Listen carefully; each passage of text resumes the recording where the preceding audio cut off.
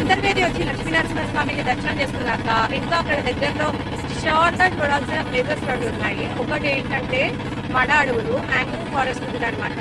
మనం లక్ష్మీనరసింహస్వామి టెంపుల్ దగ్గర నుండి ఒక ½ కిలోమీటర్ వెళ్తే అక్కడ బోట్ పాయింట్ ఉంటుంది. అక్కడ బోట్స్ ఉంటాయి అనమాట.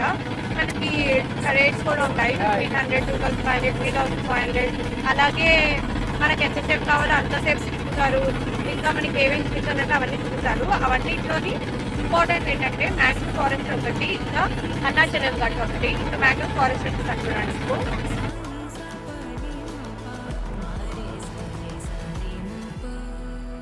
పడాడు చూసాక అక్కడ నుండి సాగర్ సంగమం పాయింట్ చూసారు. సాగర్ సంగమం అంటే పశ్చిమ గోదావరి బే ఆఫ్ బెంగాల్ సముద్రంతో కలిసే పాయింట్ అనమాట. చూసారు దీన్ని అరుణాచలం ఘాట్ అంటారు.